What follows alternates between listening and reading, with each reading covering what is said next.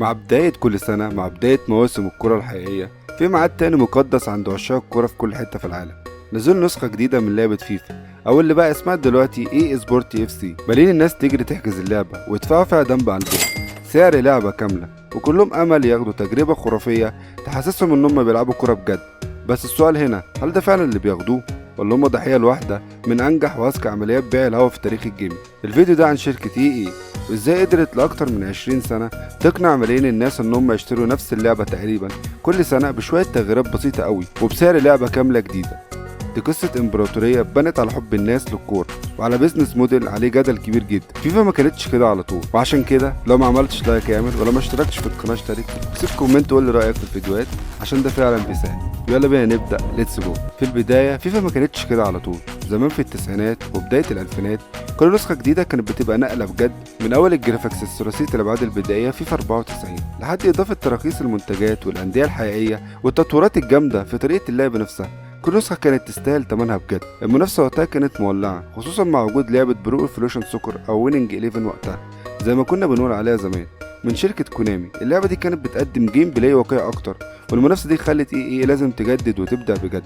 بس مع الوقت ولما فيفا نجحت تجاريا اكتر وخدت تراخيص حصريه لاغلب الدوريات والبطولات الكبيره، شعله الابداع دي ابتدت تنطفي. مع كل نسخه جديده بتعمل حمله دعايه تصرف عليها ملايين الدولارات وتفضل تقول لك ثوره في الجيم بلاي، محرك فيزيائي جديد، ذكاء اصطناعي متطور، مصطلحات كبيره كده زي هايبر موشن او بلاي ستايلز بتترمي في وشك عشان تحس ان في تغيير جذري. ولكن استعد لتجربه عمرك ما شفتها. بس لما تيجي تدقق، اللعيبه القديمه بتكتشف ان الثورات دي اللي بتقول عليها دي اغلبها مجرد اسماء جديده لحاجات قديمه كانت موجوده في اللعبه بجد، او تحسينات هبله مش بتاثر على اساس اللعبه.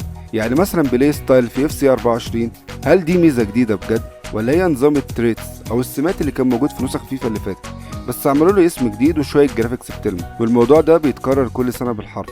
في نسخه يركزوا على تطوير الضربات الثابته، في النسخة اللي بعدها يقولك صلحنا نظام الدفاع علشان يرجعوا السنة اللي وراها يخترعوا من جديد طريقة الشوط على الجول. تغييرات صغيرة ورا بعض، كل واحدة بتتقدم على إنها إنجاز تاريخي، في حين إن هيكل اللعبة الأساسي والمحرك بتاعها وأنماط اللعبة الرئيسية زي ما هما تقريبا. ونيجي بقى لتور الألتيميت تيم اللي نزل أول مرة كإضافة بفلوس في فيفا 2009.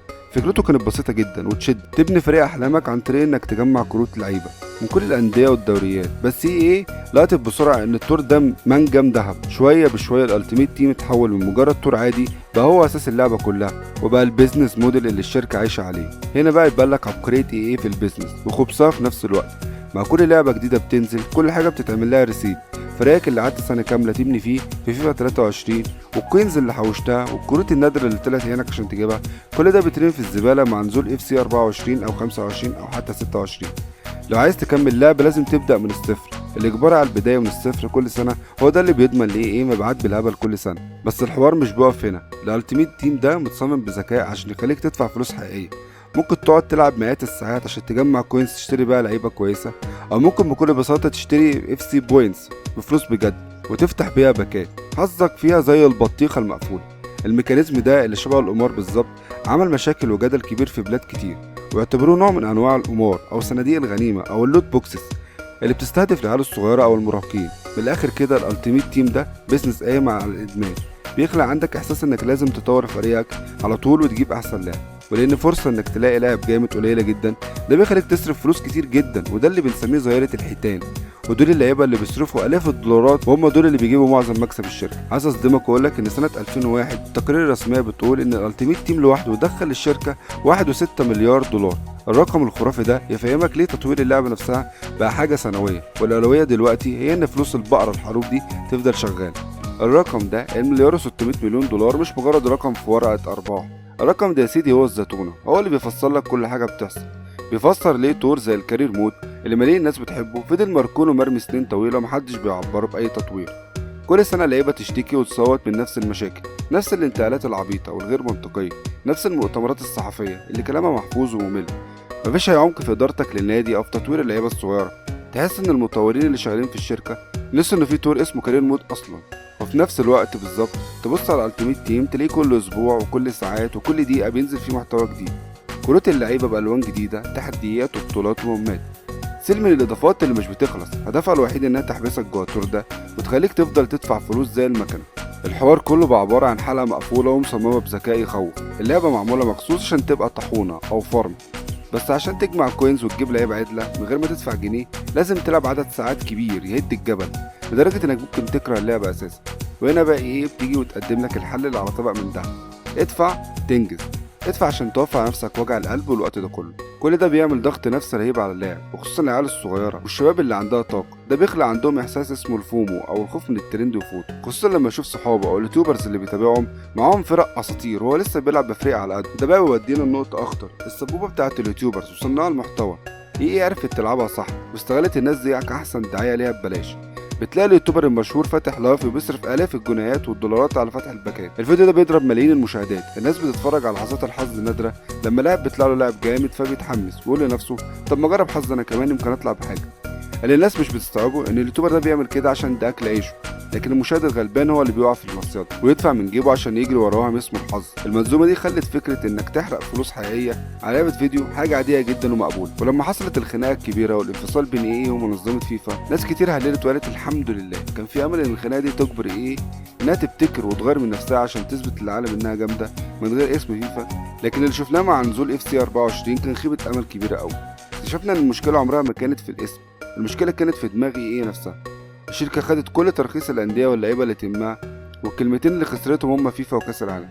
أما بقى البقرة الحلوب الألتيميت تيم فنزلت زي ما هو بالملي بنفس نظامها وطريقتها في شفط الفلوس، ولكن العصر الجديد اللي صدعونا بيه طلعوا على العصر القديم بس بملصق جديد.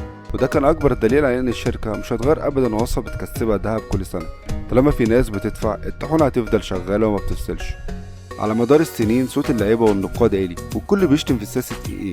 منتديات زي ريدت ومواقع مراجعات زي ميتا كريتيك مليانة آلاف الكومنتات اللي بتتهم الشركة بالجشع والكسل وبيوصفوا اللعبة انها كوبي بيست كل سنة. ودي اكبر مشكلة بنقابل اللعيبة، مفيش بديل. بعد ما لعبة البيس او اي فوتبول وقعت وفقدت معظم التراخيص المهمة، فيفا بقت هي اللعبة الوحيدة تقريبا اللي لو عايز تلعب بناديك واللعيبة اللي بتحبهم ايه محتكرة السوق. والاحتكار ده بيديها الثقة انها تطنش كل الانتقادات وتكمل في اللي بتعمله من غير ما تخاف. عشان نبقى حقانيين شوية لازم نحاول نفهم وجهة نظر ايه، مع انهم نادرا ما بيردوا على الكلام ده. دفاعهم الصامت ممكن نلخصه في كام نقطة. اولا انك تعمل لعبة رياضية بالضخامة دي كل سنة ده تحدي كبير. التحديثات مش بس في اللعب، دي كمان في قواعد بيانات ضخمة فيها آلاف اللعيبة وطقم الأندية الجديدة وانتقالات الصيف والشتاء وتصميم الملاعب وتفاصيل تانية كتير بتتغير كل موسم. ثانيا ايه ممكن تقول انها بتقدم لك محتوى ضخم يستاهل فلوسك. عندك الكارير مود مثلا او الفولتا فوتبول، وطبعا الالتيميت تيم ده اللي ممكن تلعبه مئات الساعات بس لازم تدفع كتير. واخيرا الحقيقه المره ان الارقام ما بتكذبش. طالما الملايين لسه بتشتري اللعبه كل سنه وطالما الالتيميت تيم لسه بيدخل مليارات، ايه ما عندهاش اي سبب يخليها تغير طريقتها. اللوم مش على الشركه لوحدها، اللوم كمان على ثقافه الاستهلاك اللي هي خلقتها، وعلى ان اللعيبه نفسها بتقبل باقل تغيير ممكن في مقابل انهم ياخدوا جرعتهم السنويه من الكره الافتراضيه. قصه فيفا دي عامله زي المرايه لصناعه الالعاب دلوقتي.